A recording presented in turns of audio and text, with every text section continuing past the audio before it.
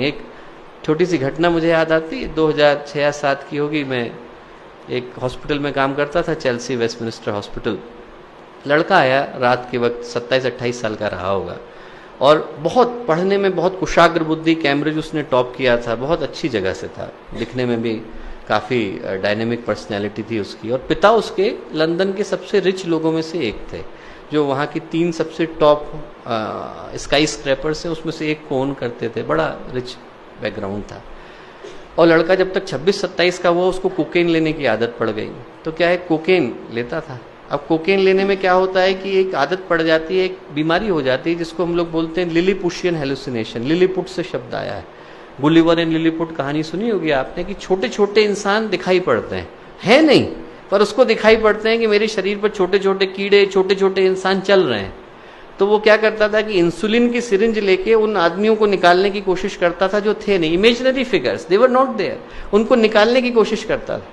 तो जिस रात को हमने देखा, 27 छेद पूरे शरीर में थे कोकेन लेने के कारण, और बिल्कुल बहुत बुरी स्थिति थी। 3 महीने लगे उसको ठीक करने में, जैसे तैसे ठीक हुआ। और एक दिन जब उससे बातचीत चल रही थी तो मैंने ऐसे ही पूछा, मैंने कहा कि बेटा तू क्रोध किस चीज का है, तेरे मन में भाई क्रोध किस चीज का है, why are you so angry? तो बोला मैं अपने पिता से बड़ा क्रोधित हूँ। तो मैंने पूछा क्यों? बोले आप एक सामान्य व्यक्ति की कल्पना करो, 18 साल का होता है तो एक एजुकेशन के लिए ट्राई कर रहा है, एजुकेशन मिल गई तो जॉब के लिए ट्राई कर रहा है, जॉब मिल गई तो फैमिली के लिए ट्राई कर रहा है। ऐसा आदमी ट्राई करता है, घर बन जाए सब। बोले मैं 12 साल का था, मुझे फरारी मिल गई, 14 साल का हुआ तो हेलीकॉप्टर मिल गया, 16-18 साल का हुआ तो बहुत बड़ी कंपनी का मालिक बन गया। कभी अपने को प्रूव करने का अवसर नहीं मिला, ऊपर जाने का कोई अवसर नहीं था, नीचे गिरने के पर्याप्त थे। तो मैंने कहा देखो भाई, तुम्हारे पिता इसके लिए रिस्पॉन्सिबल हो भी सकते हैं, नहीं भी हो सकते हैं। उनका इंटेंशन कभी ये नहीं था कि तुम्हारा जीवन बर्बाद हो, उनने तो अपनी ओर से अच्छा ही करने की सोची। पर यदि आपको लगता भी है कि आपके पिता रिस्पॉन्सिबल हैं, तो जिंदगी किसकी है?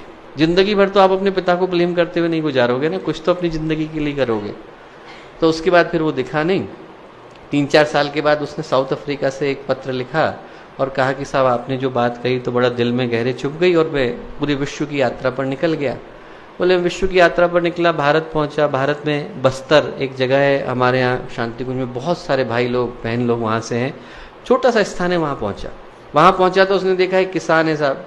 किसान जो है पसीने से लथपथ है, कपड़े भी पहनने को नहीं, 4-4 बच्चे हैं, और फैमिली मिलके अच्छे से एंजॉय कर रही है, खाना खा रही है, छोटी मोटी जो उनके पास चीज़ थी वो खा रही थी, गाना गा रही थी। उनने इसको भी बुला लिया, बोले तू भी खाना खा ले।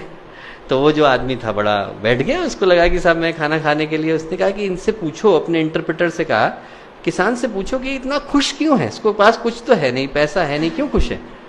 तो उसने उससे पूछा तो किसान ने जवाब दिया, उसने कहा कि साहब इनसे किसने कहा कि मेरे पास कुछ नहीं है? बोले मेरे पास परिवार है। और उसने ये प्रश्न बात सुनी, बोला मैंने तुरंत अगली फ्लाइट लंदन की पकड़ी, लंदन पहुंचा, और पहुंच करके सबसे पहले अपने पिता को गले लगाया। बोले हम दोनों फूट फूट करके 4 घंटे रोए। आदमी के अंदर इतना भाव भरा हुआ है, हमको पता नहीं चल पाता, हम लोग को लगता ही नहीं, हम कभी पूछ ही नहीं पाते। हम छोटे छोटे होते हैं, अपने माता पिता से जिद कर देते हैं कि साहब आप एंड्रॉइड लेके आओ, कभी ये नहीं पूछते कि साहब आपकी छोटी सी जॉब है, लाओगे कैसे? हमारी इच्छा है, हमारी इच्छा के लिए दूसरे को तड़पना पड़ता है। कई बार हम अपने बच्चों से आशाएं कर बैठते हैं, पर हमें नहीं पता होता बच्चा इस आशा को पूरा कैसे करेगा। और मैं कहूँ कि एक बार हम लोग अपने परिवार में तो संवेदना शुरू करके देखें, पूछ करके देखें किसी का कष्ट क्या है, दूर करने के लिए क्या कर सकते हैं। दूर करने के लिए हम सब कुछ नहीं कर सकते, पर भावनाएं तो दे सकते हैं।